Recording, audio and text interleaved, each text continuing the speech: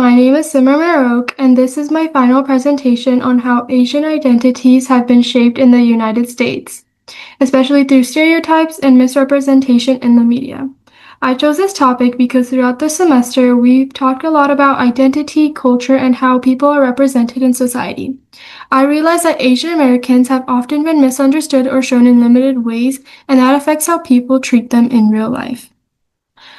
I wanted to explore this topic deeper because identity isn't just something people create on their own. It's also shaped by the world around them, including media, history, and stereotypes.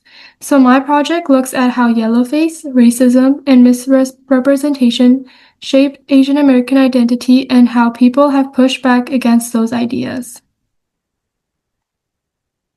What is yellowface? Yellowface is when non-Asian actors, usually white actors, played Asian characters using makeup, taped eyes, wigs, and fake accents. This made Asian people look exaggerated or cartoon-like. It wasn't just a joke or costume, it taught people false ideas about Asian people, what Asian people were like. Yellowface also controlled how Asian people were represented. Instead of telling real stories, Hollywood repeated the same stereotypes. These stereotypes spread everywhere, so even when people never met an Asian person believed these ideas. And because Asian actors weren't allowed to play Asian characters, they had almost no power in shaping how people saw them. This shows how harmful misrepresentation can be. How yellowface started. Yellowface started in American theater in the 1800s. At that time, Asian immigrants faced discrimination and were not allowed to perform on stage, even in roles meant to represent their own cultures. Because of this, white actors took the roles and used makeup to imitate Asians. According to the Bulls in 2017, these early performances created false, exaggerated images of Asians. These stereotypes became popular and spread quickly because they were used again and again in shows and theater. When Hollywood grew, the same practice continued. Studios didn't want to hire Asian actors and they didn't want stories that showed Asian people as real individuals. Instead, they kept using white actors, which strengthened stereotypes even more. This early history explains why misrepresentation became such a big problem.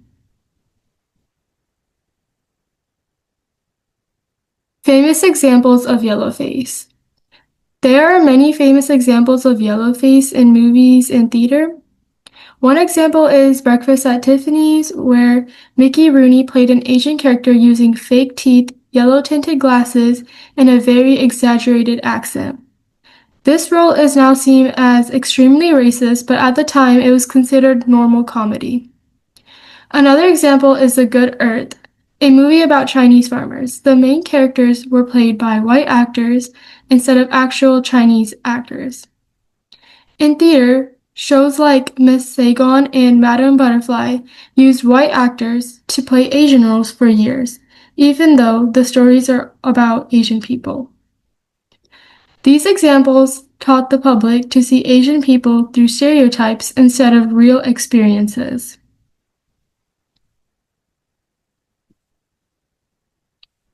Stereotypes created by yellowface.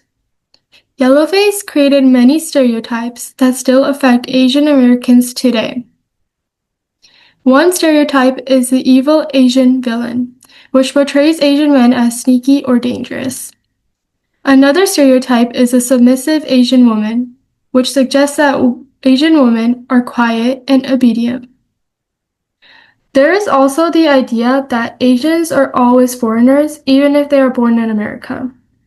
This stereotype leads to questions like, where are you really from? Or assuming Asian people don't really belong. Ha and Christian Sen explain that these stereotypes became deeply rooted because people saw them repeated constantly in media. When stereotypes are repeated over and over, society starts to believe them, even without realizing it. Additionally, some of my research also comes from scholars studying the play Yellowface by David Henry Hogg, which talks about these same stereotypes and how they impact Asian American identity. The play shows how damaging these images can be and how hard it is to break away from the labels others place on you.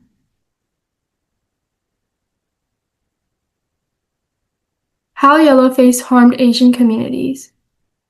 Yellowface caused real harm to Asian communities. It excluded Asian actors from playing characters that represented them. Instead of showing Asian people as complex and real, it replaced them with stereotypes. These portrayals created misunderstandings about Asian culture and identity. Samuel Park's research explains that misrepresentation affects how Asian Americans felt about themselves and how others treat them. When you constantly see your identity portrayed as a stereotype or as a joke, it affects your confidence and how you think others see you. These stereotypes also led people to make assumptions about Asian Americans in everyday life, such as in school, at work, or even in public. Many Asian Americans were treated as outsiders, no matter how long their families had lived in the U.S. The effects of Yellowface continue today in how media handles Asian roles and how society views Asian people. Advocate against Yellowface. Asian Americans didn't stay silent. Actors, writers, and activists spoke out against stereotypes and demanded better representation. People pushed for Hollywood and theater companies to hire Asian actors and tell more authentic stories. Asian American authors and filmmakers began creating their own work to challenge stereotypes. Community organizations protested racist casting and promoted representation. This resistance helped open doors so that Asian American voices could finally be heard. Without this pushback, we wouldn't see the diverse representation we have today. Modern example of Yellowface. Even though Yellowface is not common today, misrepresentation still happens. One example is whitewashing, where white actors play Asian characters. For example, Ghost in the Shell cast Scarlett Johansson as a character originally written as Japanese. Another example is Aloha, where Emma Stone played a character who was meant to be part Asian.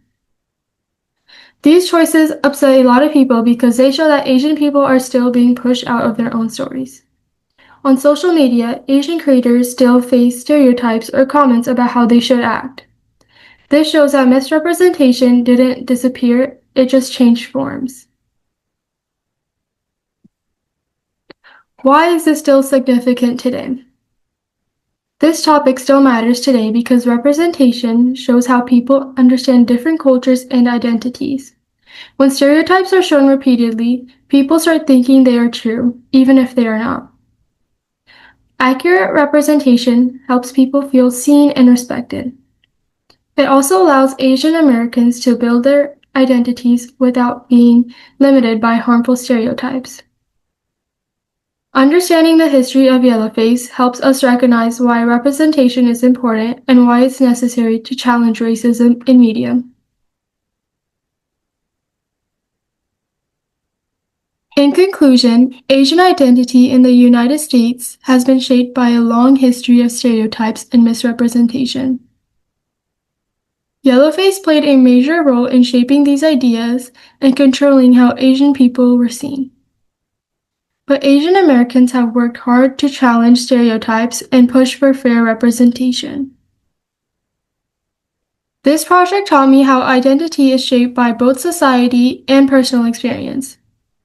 It also showed me why it is important to question what we see in media and support stories that show people accurately and respectfully.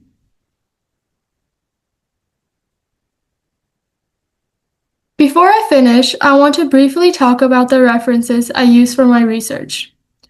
All three of my sources were peer-reviewed and academic articles that I found through the Delta College Library. The first one, by Bowles, helped me understand the history behind Yellowface and how these stereotypes were created in theater and later in Hollywood. The second article by Ha and Christian Sen talked about stereotypes influence Asian American identity and how racialization works in media. The third source by Samuel Park explained how misrepresentation affects Asian Americans and the long-term impact it has on people's identity and confidence. These sources help me support my points about stereotypes, identity, and media representation. They also help me connect what I learned in class to real academic research, so I made sure to cite all of them on my reference slide. Thank you.